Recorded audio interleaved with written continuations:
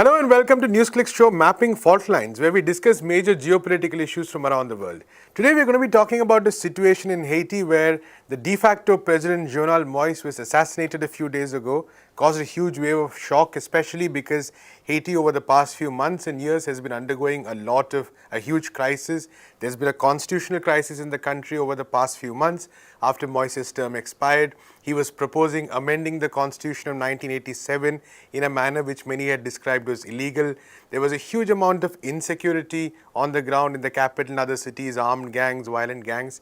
Meanwhile, there's also been waves and waves of protest against Moïse's continuing in power, the kind of reforms and changes he's sought to bring. So Haiti has been going through a very difficult situation right now, and this assassination is definitely likely to further the crisis. We have with us Prabir Purkayasa to talk not only about the current situation but also the historical context of Haiti, the way in which things have developed over the past few decades, in fact even over the past few centuries. Prabir, thank you so much for joining us. So quick question on the current situation right now. How do you see the build-up right now, especially after the assassination and also the crisis over the past few years? Well, you talked about the crisis of legitimacy of the current government, including the assassinated President Moïse, but also who is the Prime Minister currently. There are multiple claimants to the position of the Prime Minister, so we don't know who is going to be in charge of the country. You're right that Haiti has been passing through very difficult times. This assassination is also extremely strange because we don't know what are the political or other forces behind the assassination. That's not clear. It's clear that ex-Colombian servicemen were involved in the hit. It seems they have come from Colombia, and there are also two Haitian Americans who are also involved in the hit, who claim they had been hired as translators, and their task of this group was to quote unquote seize the president but not kill him. So we are completely unclear at the moment what are the forces which have led to the assassination. It doesn't appear to be an American-backed assassination because Moïse was quite close to the Americans. So in that sense, I do not think it's a coup at the moment, at least. I don't think it's a coup. So why Colombian ex-servicemen would be involved in an assassination is still a mystery. It could possibly be a revenge for some drug action that the president might have taken against some of the drug lords in Haiti. So that's something that we don't know. What we do know, and I think that's the important part, the fact that Haiti is represented to the world as a failed nation, and this has been going on for the last 20 years that we can remember, and that this hides the fact that it's a failed nation because it was made to fail. And it was made to fail because the colonial powers, joined with the United States, never forgave Haiti for the fact that overthrown slavery. And in fact, when you talk about the age of revolutions, the American Revolution is mentioned, the French Revolution is mentioned, but the most significant one in the sense that they overthrew not only colonial rule, but also slavery. That revolution, the Haitian Revolution, is never mentioned. It's sort of something which has fallen into oblivion, and Haiti's representation as a failed country, as a consequence of that revolution, has been completely wiped out from memory. We have wiped out the fact that the French extracted a huge indemnity from the Haitians because they freed themselves from being slaves, and they had to pay the price of the slaves to France, and they paid that for almost till I think till 1947. Huge drain. In the 19th century, that was 80% of Haiti's national income. So that was the drain that was taken from them. And the next 100 years, the 20th century, from early 20th century onwards, it has been a de facto American colony or completely subservient to America. Any president, any power which seized Haiti's leadership, which did not kowtow to America, was not allowed to last.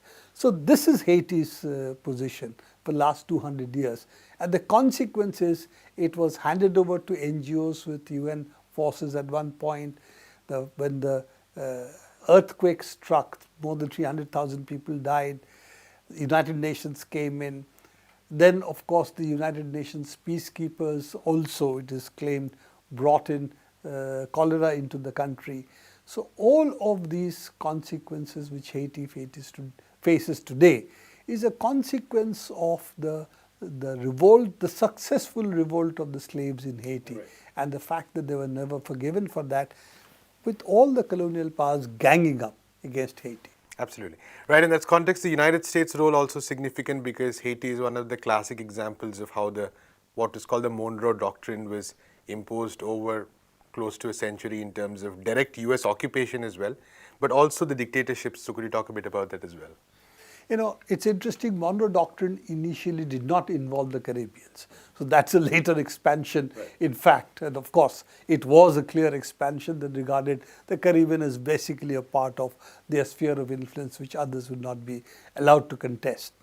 This is the neo-colonial expansion of the United States, which really takes place in the 20th century. Started in the late 19th century, but really in the 20th century, when it extends its claims over the whole of Latin America as well as the Caribbeans. Now, in this, if you look at Haiti, it was ruled, the Americans ruled it directly. I think under Woodrow Wilson, they landed troops over there, seized Haiti, and ran it for about 20 years before handing it over to various quislings of theirs, including the infamous Papa Doc Duvalier and Baby Doc, his son, who ruled it for, I think, about 20-25 years. And this is one of the most brutal regimes anywhere in the world. Now, all that is recorded, but what is not recorded, why did the US hand over Haiti to such a despised dictatorship? And the answer is because they saw it as a base against Cuba. So therefore, they were willing to have anything happen in Haiti as long as they could use it for the purpose of trying to bring down the Cuban revolutionary government. So that is in a short nutshell what happens in the 20th century. But the interesting part is what happens in the 19th century. Could you first take us to the colonial aspect or the colonial, how the colonial powers basically exploited Haiti, because that seems to be a very integral part of how of the current situation today, including how the United States entered the fray. When the French set up Saint Domingo, by that time the original population had been completely decimated. Columbus and the Spaniards had taken care of that, really the decimation of the island populations in this. 1/3 was in the French, Saint Domingo, the 2/3 was what becomes the Dominican Republic later, but the Spaniards. In this 1/3, the first major plantation economy takes place. And in fact, Saint Domingo at that point of time was the largest sugar producer in the world, as well as a major coffee producer. Right. And France, its wealth came from Saint Domingo.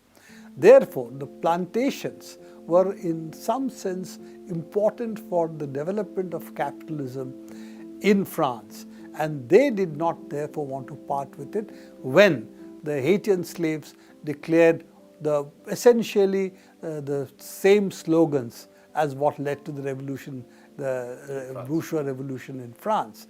So that same declaration, when they applied it to Haiti, the French said, whatever was the ruling parliament at that point of time, said, no, that's for the French. It's not for the Haitians, it's not for the slaves. Slaves are inferior.